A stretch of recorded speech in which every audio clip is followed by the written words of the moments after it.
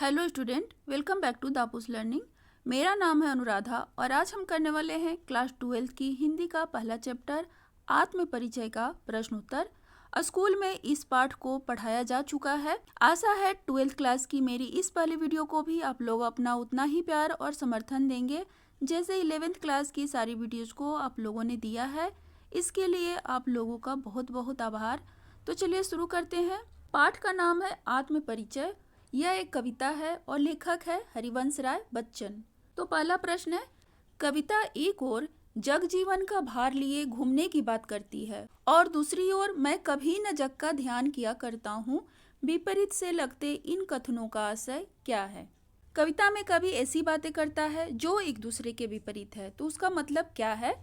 तो उत्तर है इसका, हर व्यक्ति एक समाज और एक परिवार में रहता है जहाँ उसे कुछ सांसारिक और पारिवारिक दायित्वों को पूरा करना पड़ता है तथा जीवन में आने वाले सुख दुख तथा अनेक प्रकार के संघर्षों का हर व्यक्ति को सामना करना पड़ता है। इसीलिए कवि जग जीवन का भार लिए घूमने अर्थात सांसारिक दायित्वों की पूर्ति करने की बात करते हैं। अब दूसरा कथन है कविता का, दूसरी ओर मैं कभी न जग का ध्यान किया करता हूँ से कवि का आशय यह है कि वो अपने सभी सांसारिक व पारिवारिक दायित्वों को निभाते हुए भी अपना जीवन अपने हिसाब से जीते हैं। लोग क्या कहेंगे वे इस बात की परवाह नहीं करते। मतलब ये है स्टूडेंट कि मनुष्य एक सामाजिक प्राणी है और वह समाज से कटकर किसी भी हाल में नहीं रह सकता।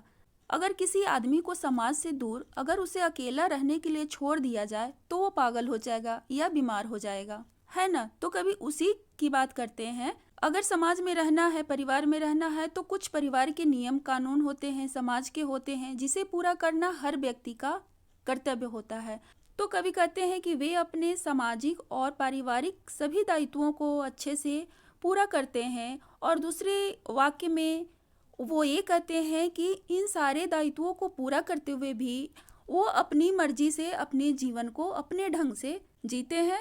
वो अपने जीवन जीने के तरीके में किसी के हस्तक्षेप की कोई परवाह नहीं करते हैं।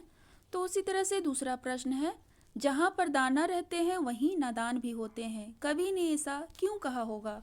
उत्तर, दाना का अर्थ होता है बुद्धिमान या ज्ञानी और नादान का अर्थ होता है नासमझ या अज्ञानी। उपरोक्त पंक्तियों से कवि का आशय यह है कि समाज में ज्ञानी और अज्ञानी दोनों तरह के लोग रहते हैं।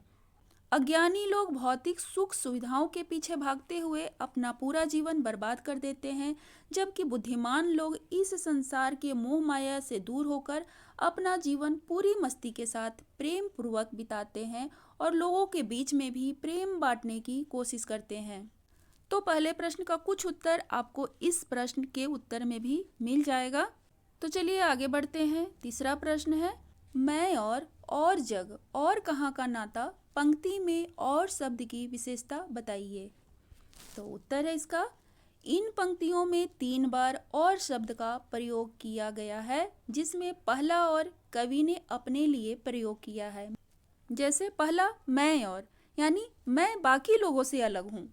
कवि अपने को बाकी लोगों से अलग बताते हैं, जहाँ वे अपने आप को दुनिया वालों से अलग बताते हैं। दूसरा और संसार के लिए प्रयोग किया है और तीसरा और संसार और कवि के बीच का संबंध बताता है कि दोनों के बीच क्या संबंध है, कवि और संसार के बीच का। क्लियर?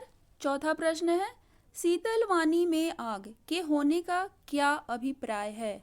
शीतल वाणी में आग, उत्तर है इसका, कवि कहते हैं कि वो अपने कष्टों एवं दुखों में भी अपने जीवन को बड़े प्रेम के साथ जीते हैं और अपने शीतल वाणी द्वारा लोगों को प्रेम का संदेश देना चाहते हैं।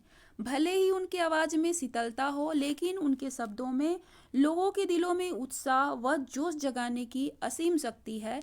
इसलिए वो लोगों में आत्मविश्वास बढ़ाना चाहते हैं, लोगों की सोच में बदलाव लाना चाहते हैं ताकि दुनिया में प्रेम बढ़ सके। तो आपको समझ में आ गया होगा कि शीतल वाणी में आग का क्या मतलब है, कि वो मीठी बोली तो बोलते हैं लेकिन अपने शब्दों के द्वारा लोगों में आत्मविश्वास और प्रेम का संचार करते हैं, लोगों को जगाने के काम करते हैं। उठो जागो और कुछ करो।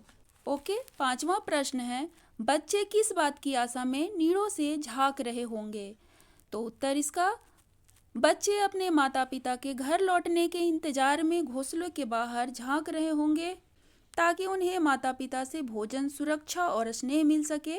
जब बच्चों के माता पिता घर से बाहर चले जाते हैं या जॉब करने जाए या किसी और काम से जाएं, बच्चे उनके इंतजार में बैठे रहते हैं कि कब मम्मी पापा आए और वो उनके साथ वक्त बिता सके। तो अगला प्रश्न है, दिन जल्दी जल्दी ढलता है की आवृत्ति से कविता की किस विशेषता का पता चलता है?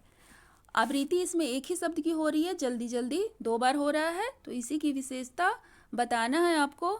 तो उत्तर है, दिन जल्दी जल्दी ढलता है कि आवृत्ति कविता को एक लय देती है जिससे कविता में गेयता आती है और वह एक सुंदर गीत बन जाता है।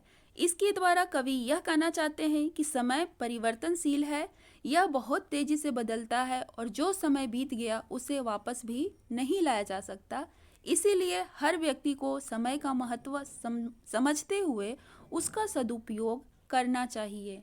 दिन जल्दी जल्दी ढलता है के माध्यम से कवि यह समझाना चाहते हैं कि समय बहुत ही परिवर्तनशील है, बहुत जल्दी बीत जाता है, इसलिए जो समय आज आपके पास है उसका सदुपयोग आप अच्छे से करिए। अगर आज के समय का उपयोग आप अच्छे से कर पाते हैं तो आपका फ्यूचर भी ब्राइट होने की संभावना है।